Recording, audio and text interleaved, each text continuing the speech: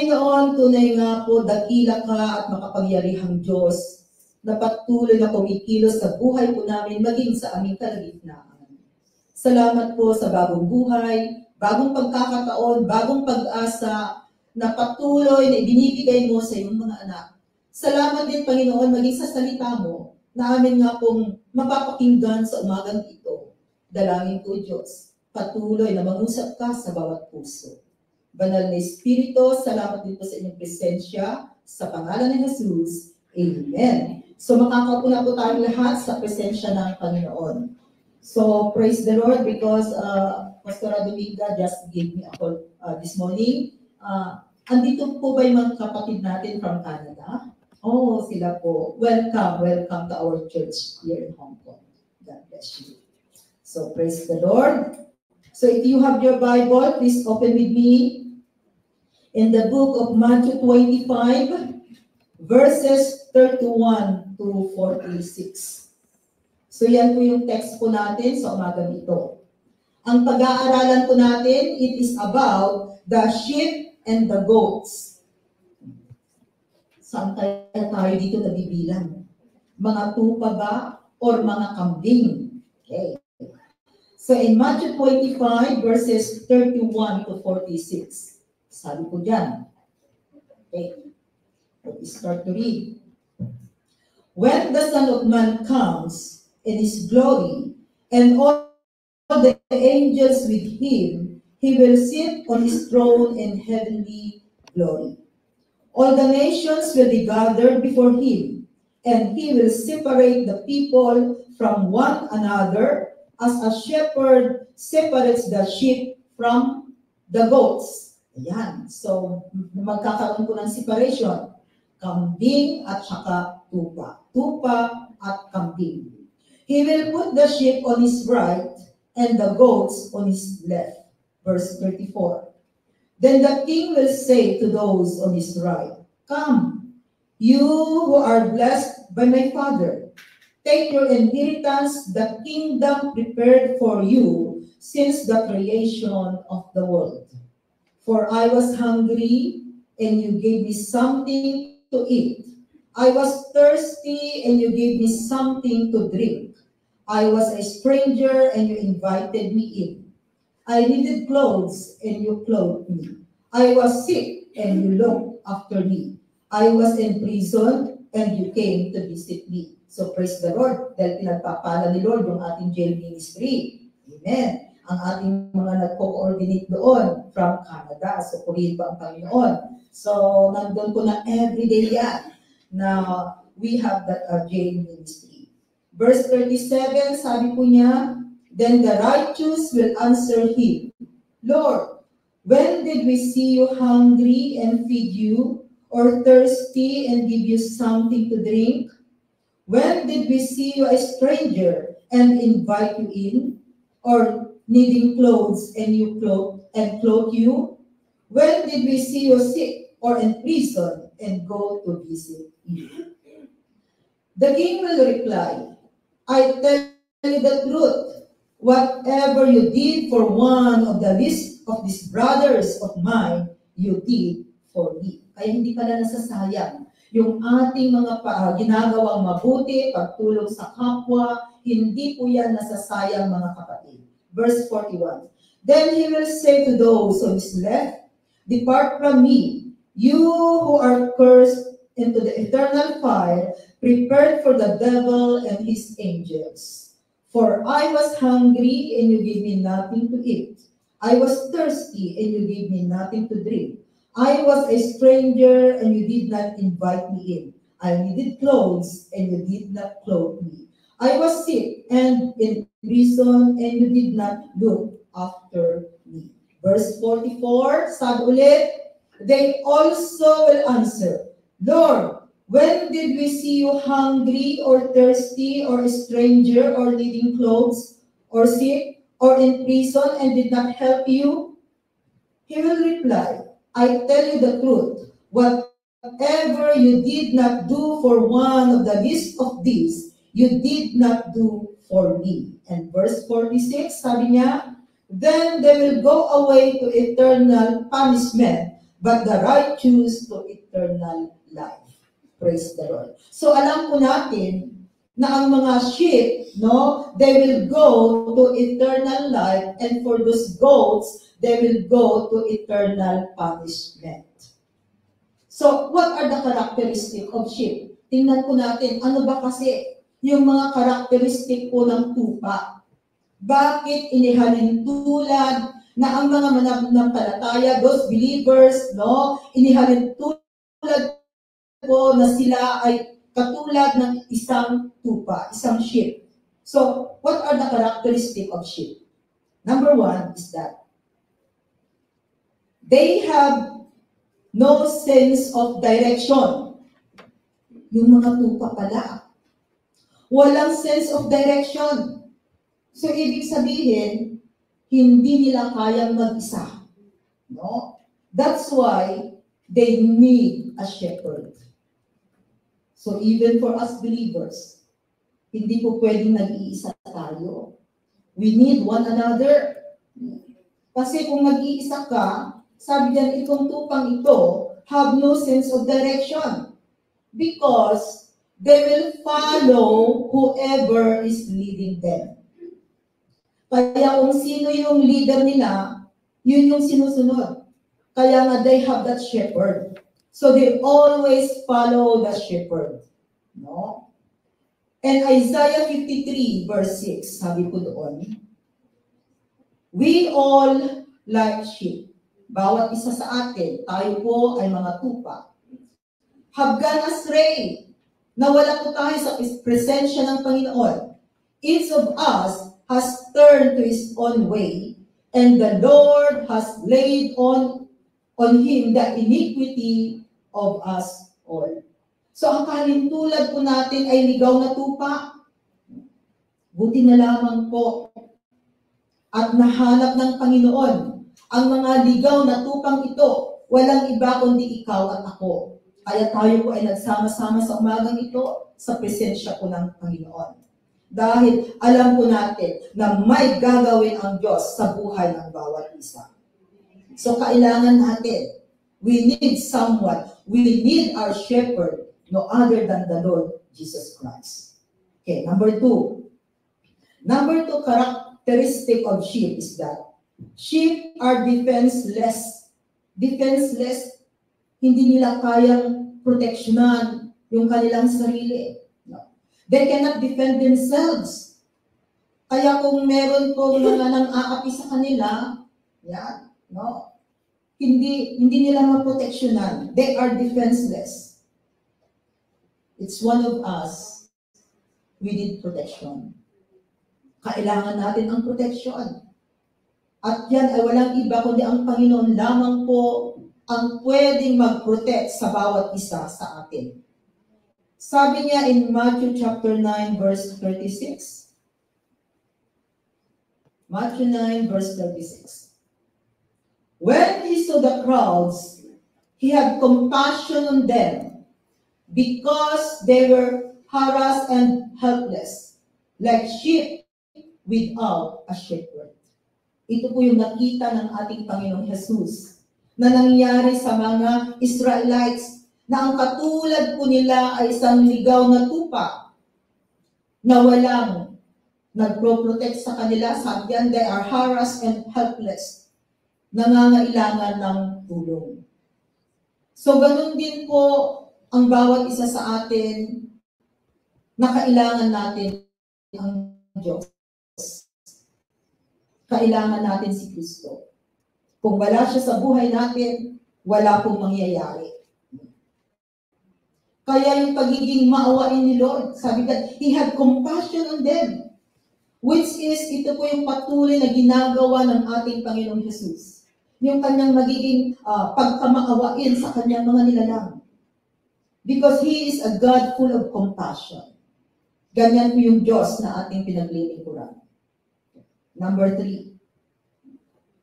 Number three characteristic is that sheep cannot get up without help. Alam po ninyo yung mga tupa? Pag sila po ay nahiga or there's something wrong with them, may sakit sila, hindi nila kayang tumayo. na nag-iisa. They need help. They need someone na tutulong sa kanila para sila po ay makatayo sa kanilang mga paa. And even for us. Kung walang Jesus sa buhay, no? Madapa tayo mga kapatid, baka hindi na tayo makakabangon. But because He is there, nandun na nag-aalalay sa bawat isa sa atin. Kaya nga napakahalaga. No? Sabi doon sa Isaiah 40 verse 11, He tends His flock like a shepherd. He gathers the lambs in His arms and carries them close to His heart. He gently leads those that have young. So ganyan po ang ginagawa ng Panginoon sa bawat isa sa atin. Dumating man ang bagyo sa buhay, dumating man ang testing, makikita po natin na nakaalalay ang Panginoon. As we call on His name, no, hindi po niya tayo pababayaan. Nandun po, natutulungan niya tayo, gagabayan niya. Ano man yung sitwasyon, ano man ang nararanasan, ano man ang buhay natin sa mundo ito. Bawat isa po sa atin may pinagdadaanan, isn't it? Hindi po madali ang buhay sa mundo ito. Kakambal ng buhay natin ang mga testing, mga trials na dumarating. Pero ang maganda, alam natin na meron po tayong lalapitan at meron tayong kakapitan na Diyos. So yun po yung napakaganda mga kapatid. So katulad natin, wala tayong magagawa. No? Kailangan natin ang tulong ng Panginoon. We need the help of God in every areas and aspect of our life.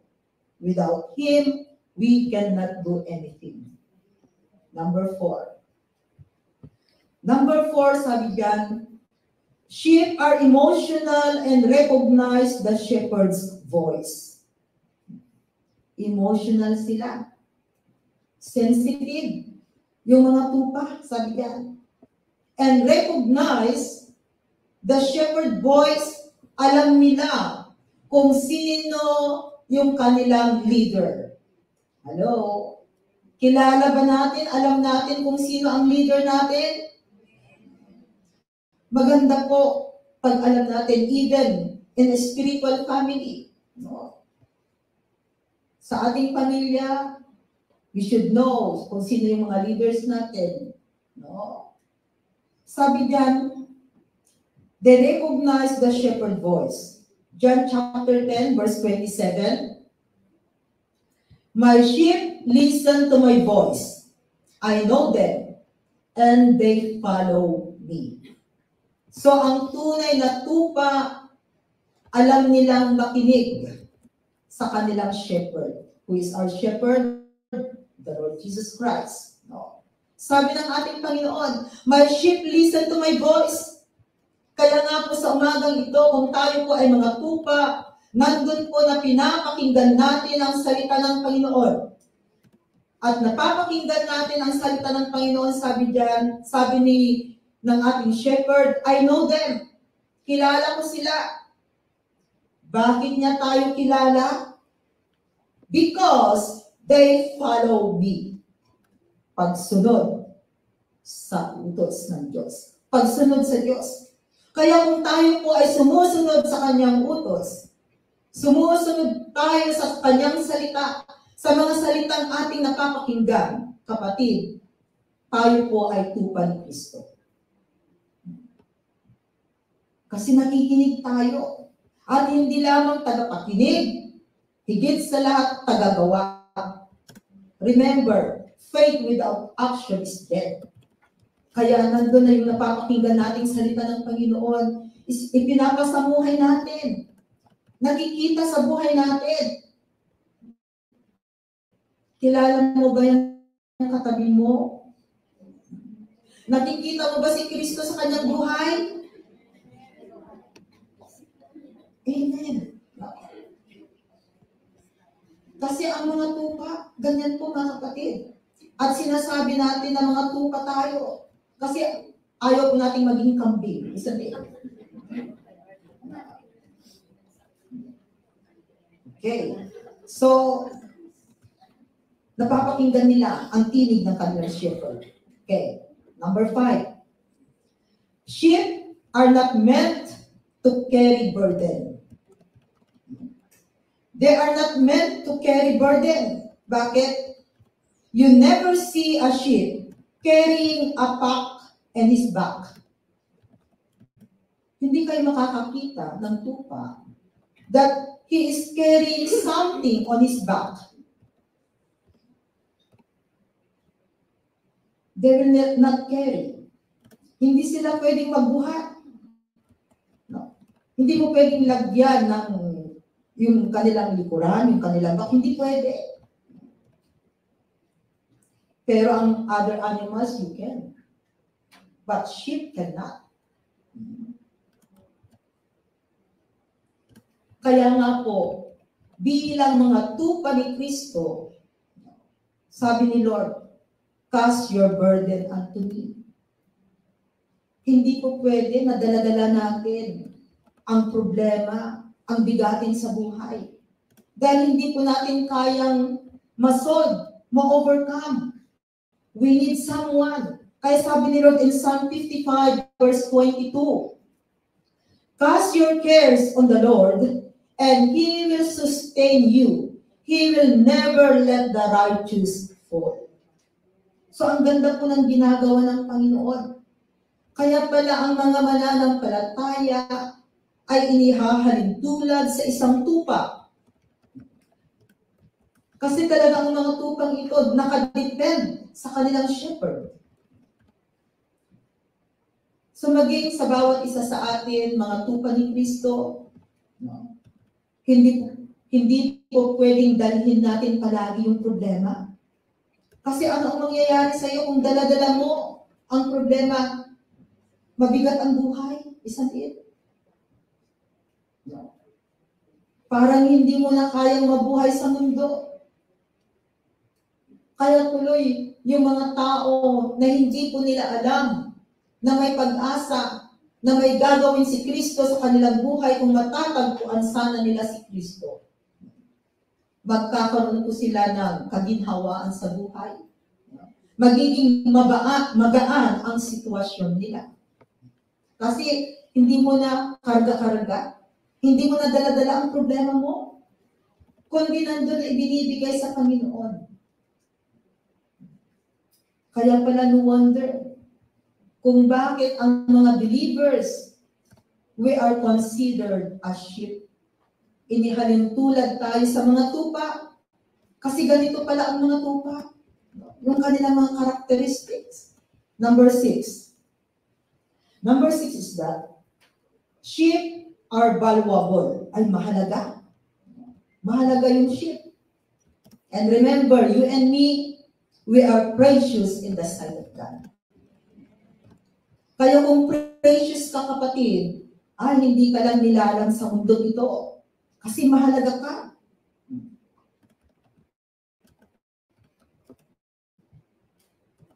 Yung mga may alagang mga tupa, ang tawag sa kanila ay wealthy man, mayayaman. You are a wealthy man if you own large flocks. Why? Because they provide meat, milk, and wool. Kaya pag sa mundong ito, yung maraming alagang tupa, yan. Sinasabing mayaman. You are a rich man.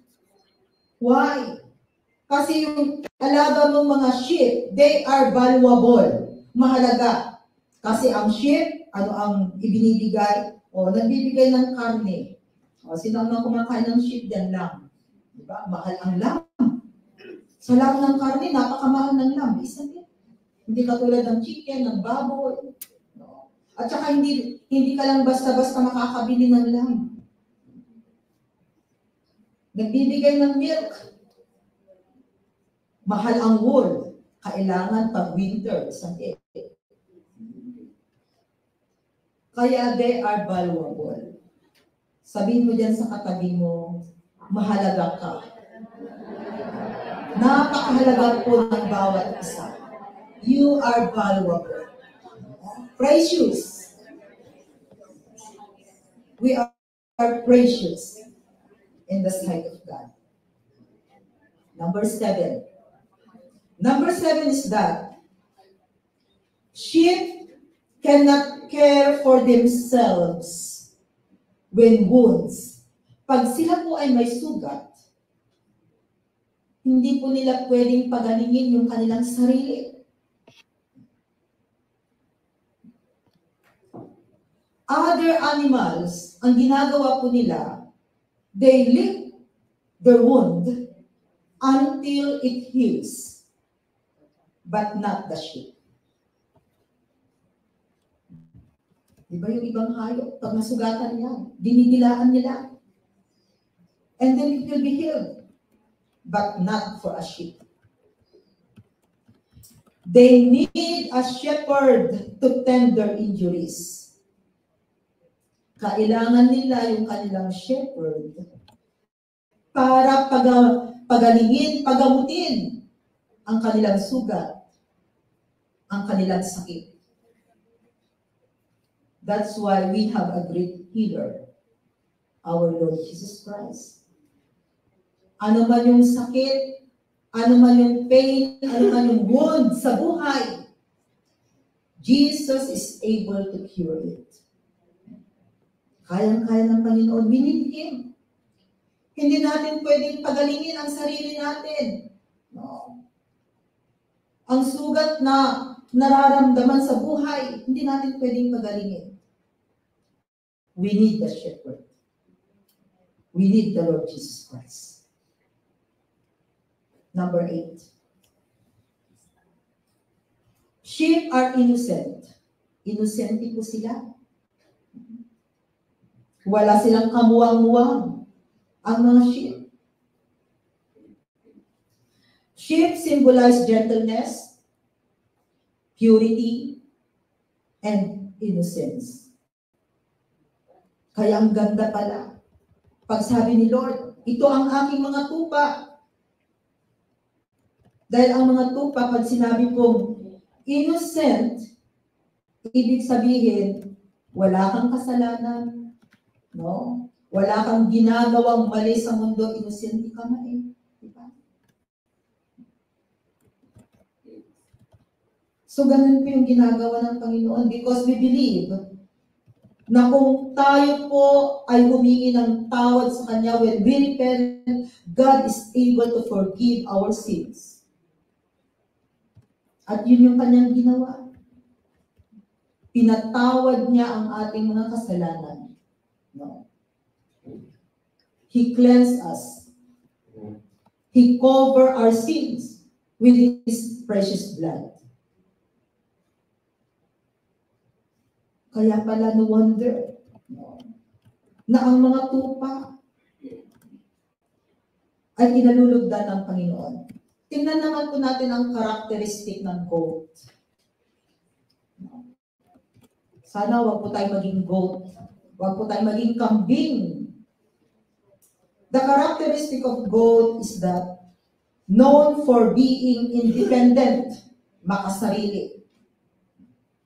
Di ko kailangan ang iba. Kayang-kaya kong tumayo sa aking mga paa. Ganun pala yung goat.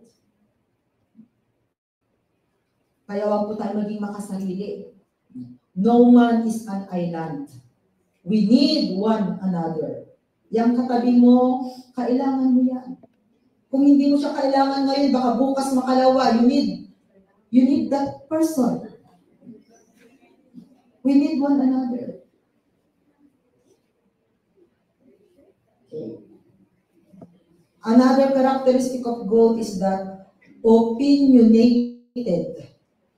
Opinionated means, no? He had that strong opinion and refused to accept kung siya po ay gumawa ng kasalanan. No, kung mailokano, ipilit na nagtagi kayak na. No? Ipinipilit. No? Ayaw niyang tumanggap ng ideas ng iba. Kaya pala no wonder, no? ang mga believers, either sheep or goats. Kasi may mga mananampalataya rin pala, no, na ipinipilit yung gusto. Kaya dapat po marunong po tayong makinig. Yes. Marunong po tayong makinig. At huwag po nating ipilit yung ating opinyon, lalo na kung baliktad. No? Makinig po tayo. Tingnan po natin kung ano yung tama. Another ginagawa niya.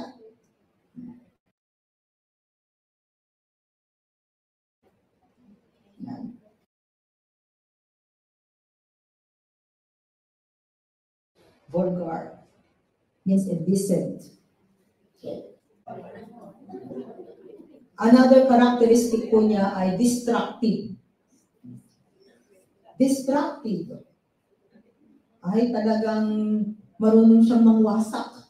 Wawasakin niya ang buhay mo pag may kasama kang kambing. Kaya mas maganda pong samahan ang tupa. Dahil alam mo na magiging maayos at mabuti ang buhay mo. Kaya kung may mga mananampalataya na nagiging kambing, wag na wag po nating sasamahan. Kasi sabi niya, destructive, dangerous, and destructive. Sisirain lamang po niya ang buhay natin. Kaya nasabi natin, wala sa atin dito ang kambing. Amen? Maging tupa po ang bawat isa sa atin. So kung tayo ngayon ay tupa ng Panginoon, alam po ninyo, ay meron pa. Sabi, meron pa pala akong note dito. Satanism use goat for their symbol as it is the opposite of lamb. Kaya ang kambing, no, simbolo ng Satanism. They use it because goat is the opposite of lamb. Kasi ang ating Panginoong Jesus, He is a lamb. Siya po ay isang tupa. He considered as a lamb na nagsakripisyo ng kanyang buhay for you and for me. So kung tayo po ngayon ay mga tupa ni Kristo, no? Because even right now, God is looking for those sheep. Patuloy na hinahanap ng Panginoon ang mga tupang naliligaw. Buti na lamang naligaw po tayo noon, now ibinalik tayo ng Panginoon para gawing totoong tupa ni Kristo. So God is looking for those sheep. Number one natin, if you are the sheep, God is looking for you. Kaya kung ikaw, sinasabi mong tupa ka ni Kristo, ay talagang hahanapin ka ng Panginoon, hahanapin ka niya. Ezekiel 34 verses 11 to 16. Sabi ko doon, Ezekiel 34, 11 to 16. For this is what the sovereign Lord says, I myself will search for my sheep and look after them. Next verse, please. As a shepherd looks after his scattered flock when he is with them, so will I look after my sheep. I will rescue them from all the places where they were scattered on a day of clouds and darkness. Verse 13. I will bring them out from the nations and gather them from the countries, and I will bring them into their own land. I will pasture them on the mountains of Israel, in the ravines, and in all the settlements in the land. I will tend them in a good pasture, and the mountain heights of Israel will be their grazing land. There they will lie down in good grazing land, and there they will feed in a rich pasture on the mountains of Israel. I myself will tend my sheep and have them lie down, declares the sovereign Lord. And the last verse, I will search for the lost and bring back the strays. I will bind up the injured and strengthen the weak, but the sleek and the strong I will destroy. I will shepherd the flock with justice. So this word, tunay po na ginawa ng Panginoon sa kanyang chosen people, which is the Israelite people. No? And we believe that we are also called spiritual Israelites. Kaya ito rin po ay pwedeng may apply sa buhay ng bawat isa sa atin. Kaya nga po, kahit na hindi po tayo Israel, mga Gentiles na tinatawag, God look for us. At salamat sa Panginoon dahil hinanap niya, no? At nagpahanap naman po tayo. Kaya sabihin din sa katabi mo, salamat at nagpahanap ka sa Diyos.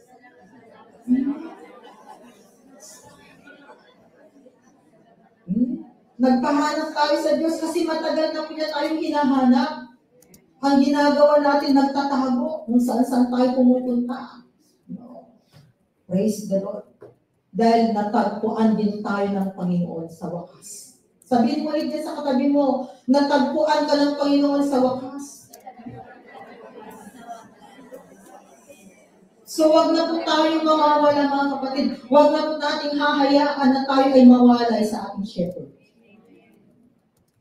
Matthew 18 verses 10 to 14. Sabi na ulit dyan. See that you do not look down on one of these little ones. For I tell you that the angels in heaven always see the face of my Father in heaven. Verse 11. The Son of Man came to save what was lost. Next verse, please. What do you think? Ito na naman. Nahalintulad tayo dito. If a man owns 100 sheep, and one of them wanders away, will he not leave the 99 on the hills and go to look for the one that wandered off?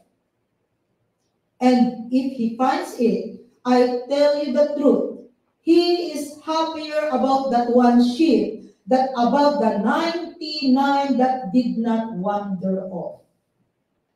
In the same way, your Father in heaven is not willing that any of these little ones should be lost. So dito makikita po natin, hindi po ninanais ni Lord, hindi siya masaya. Pag ikaw at ako ay tumatalikod sa ating pananampalataya sa Panginoon. Dahil ang nais ng Panginoon ay alagaan po tayo hanggang tayo ay nabubuhay sa mundong ito. Pag naunat na ang dalawang paa, edi tapos na, di ba? O, tapos na. And that is the beginning of our life. Di ba sabi niya, sabi ni Apostle Paul, to live is for Christ, and to die is gain. Kaya hindi ko nakakatakot mamatay. Sino na po yung gustong mamatay?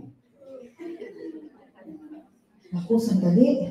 Oo nga, hindi nakakatakot. Pero sandali, hintayin na lang namin yung oras. Kasi ang bawat isa ay may tamang panahon. Amen.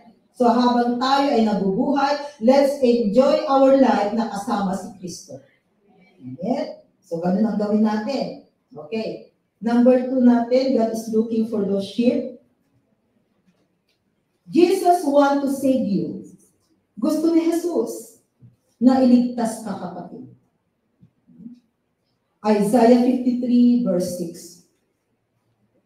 Sabi ko dyan sa Isaiah 53 verse 6, we all like sheep have gone astray. Each of us has turned to his own way, and the Lord has laid on him the iniquity of us all. Binasa natin kanina yan. No? Natunay po na ang Diyos gusto po niyang iligtas ang bawat isa sa atin. Now that we come to know Him, Ang bawat isa po sa atin, hawak-hawak na po natin ang buhay walang hanggan.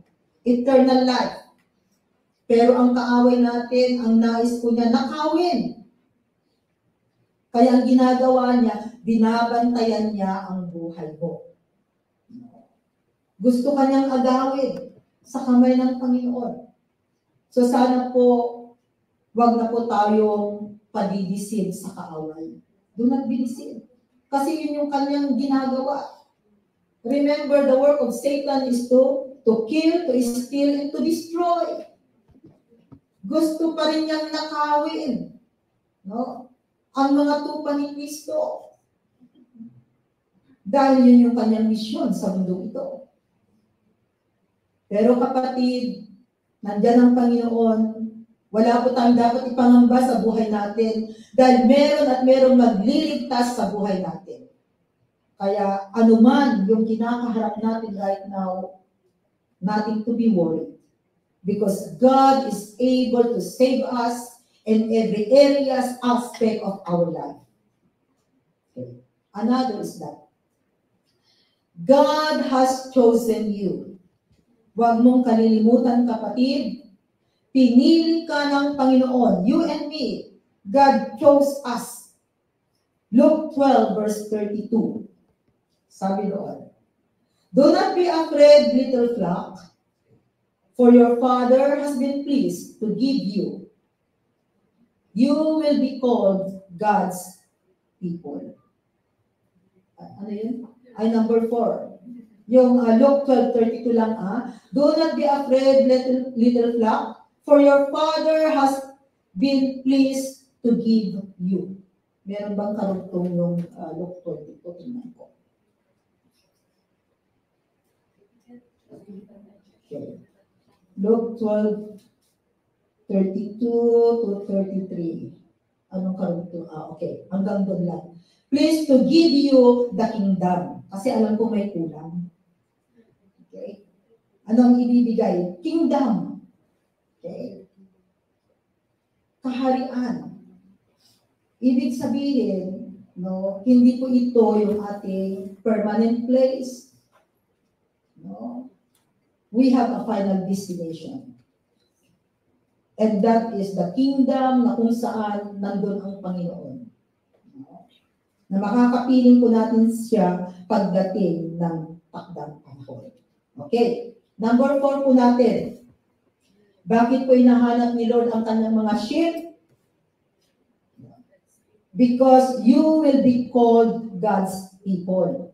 Yan, yung pang-apat natin. Kaya hinahanap po tayo ng Panginoon. Hinahanap niya ang mga tupa niya dahil gusto niya na sila ay maging tinatawag na tao ng Diyos, God's people. And Psalm 100 verse 3. Okay, Psalm 100 verse 3. Sino po sa atin dito ang nagdadala pa ng Bible? Nakitaas ang kamay. Praise the Lord. No. Kasi alam niyo pag nasanay na po tayo na may Bible sa harapan, no, baka mamaya sasabihin nung, lalo na pag tayo umuwi sa ating mga lugar, nasa liblib na lugar, wala pong malaking Bible sa harapan, no. Sasabihin ng pastor, please open your Bible in the book of Genesis. Naku, hanap na hanap ka kung asan yung Genesis.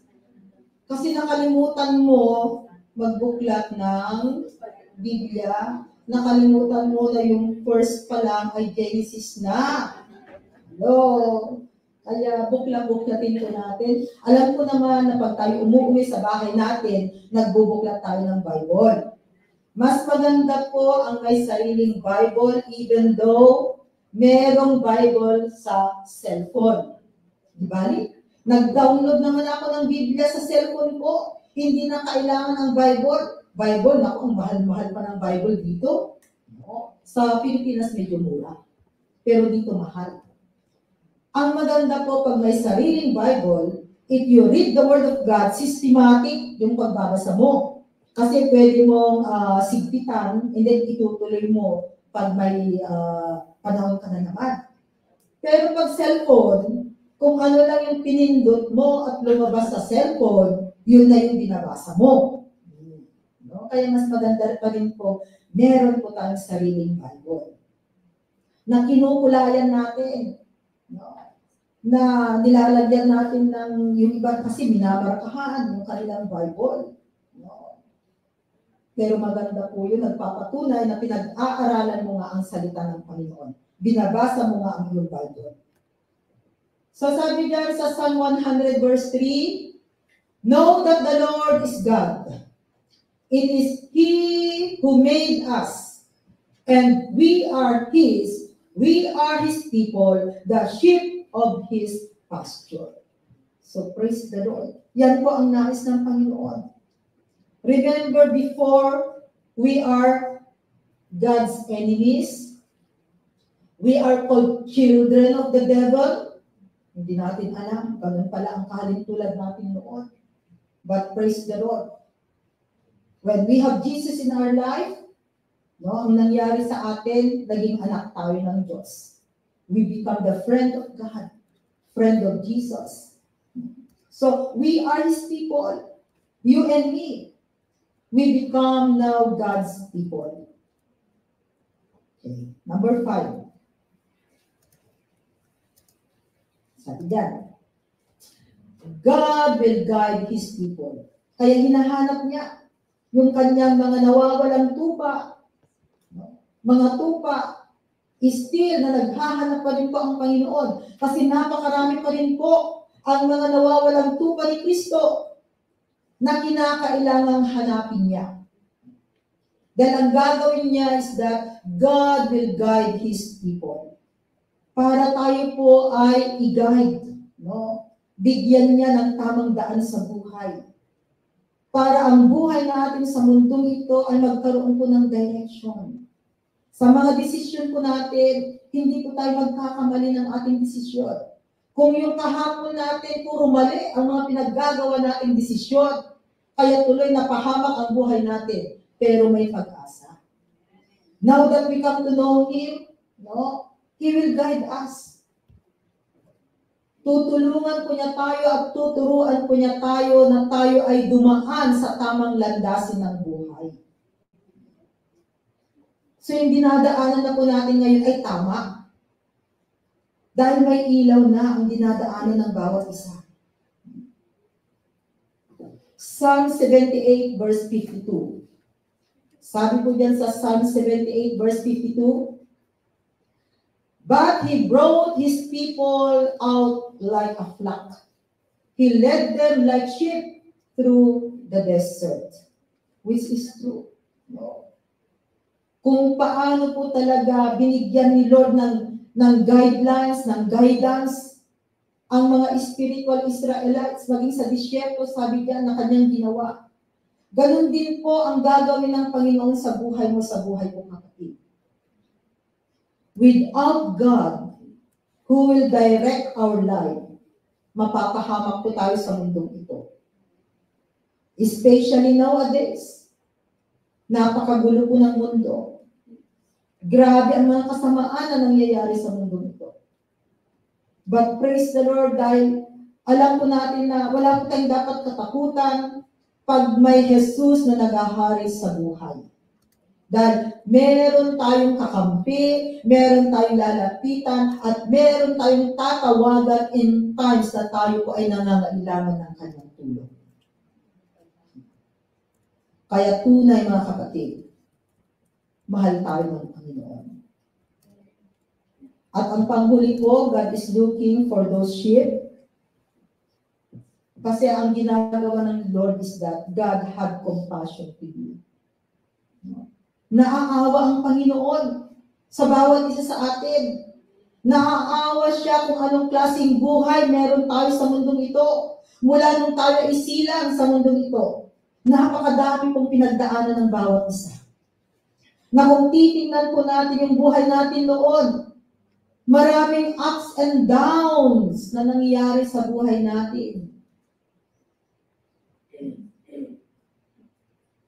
At sa mga nangyayari sa buhay natin, natuto tayo, isn't it? It gives a lesson Kaya ngayong buhay natin ngayon, nagiging matatag tayo.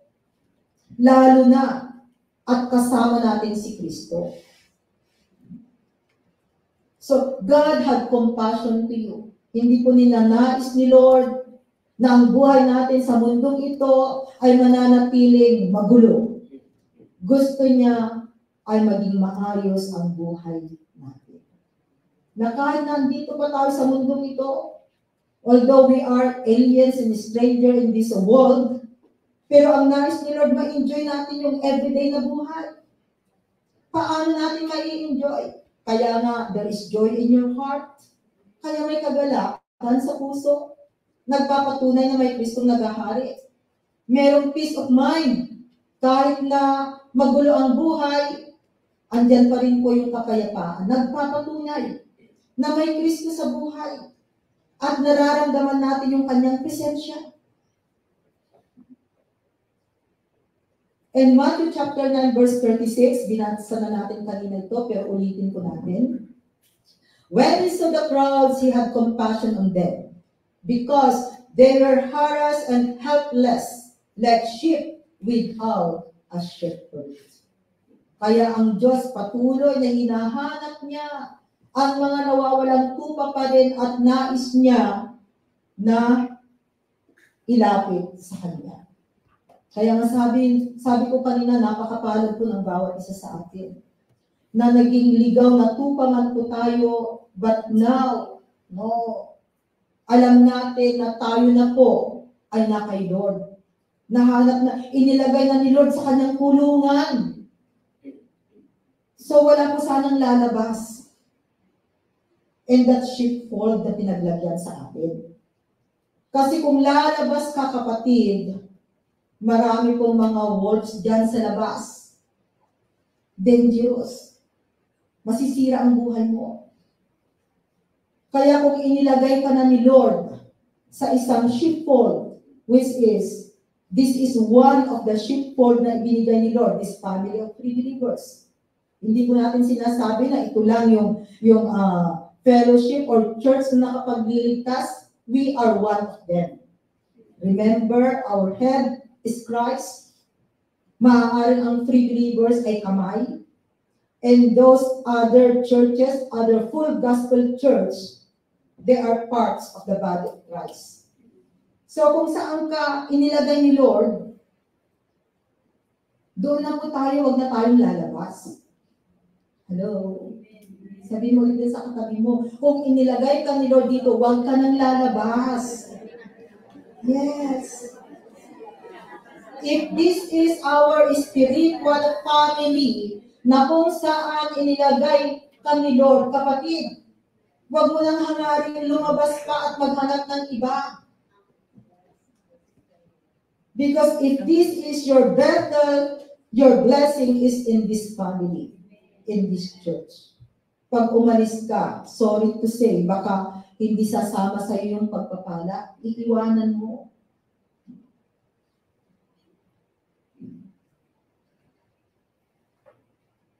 Kaya purihin po ang Panginoon.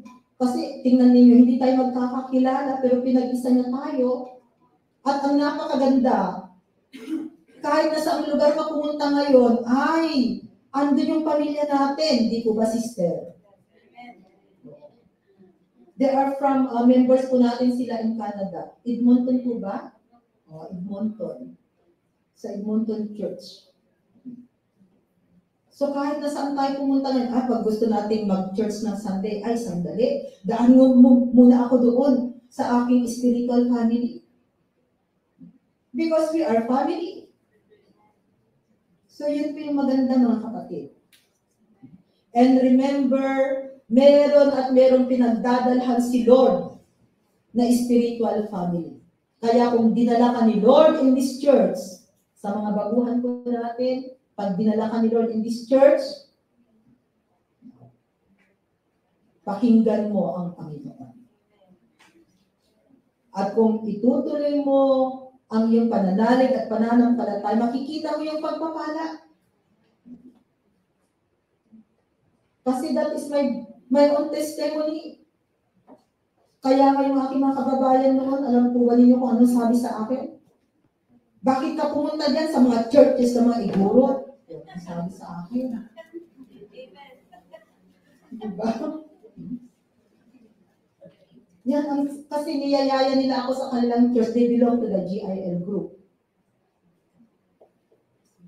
Pero nung meron akong nakilala na taga Mountain Province, nag-akay sa akin, sumama ako sa kanya, and that is the beginning kung bakit ako nadala dito sa church na ito. And from that time until now, because I believe that this is my battle. At tunay po, dahil napakaraming pagpapala ang ibinigay ni Lord sa akin. Not only me, even my family. So ganun din po ang gagawin ni Lord sa buhay ng bawat isa sa atin. Kung tayo po ay magiging tapat, magiging huwaran, no, na tayo po ay susunod sa utos ng Panginoon, kapatid, pagpapala. Remember, whenever you obey, blessing is there. And our conclusion, magtatapos po tayo sa verse na ito, Psalm 79, verse 13. Okay, sabi po niya dyan sa Psalm 79, verse 13, Then we, your people, the sheep of your pasture, will praise you forever. Kaya itong gagawin natin, patuloy na papurihan ng Panginoon. From generation to generation, we will recount your praise. In other words, mga kapatid, habang tayo ay may buhay, habang tayo ay nabubuhay sa mundong ito, maglingkod po tayo sa Panginoon. Amen. Panginoon, salamat o God sa iyong salita. Salamat, Panginoon, dahil pinili mo at tinawag ang bawat isa na maging tupa mo, Panginoon. At tunay nga po, God, dakila ka at makapangyarihan na Diyos na aming pinaglilingkuran. Salamat, Panginoon, sa ginagawa mo sa aming mga buhay, maging sa mga gagawin mo pa po, God. Naniniwala po kami, O Diyos, na hindi mo po kami pababayaan, that you are always there. You will never leave us nor forsake us. Salamat, Panginoon, sa patuloy na paggabay mo, sa patuloy, Panginoon, na paghahayag mo, O God, pagtuturo mo po sa amin, salamat, O God. Kaya dalangin ko, O God, sa mga salita na amin nga po napapakinggan, patuloy na ito ay mapasabuhay po namin. Maraming salamat, O Diyos, at ibinabalik ko po sa iyo ang mataas na papuri sa pangalan ni Jesus. Amen. Ibalik ko po sa ating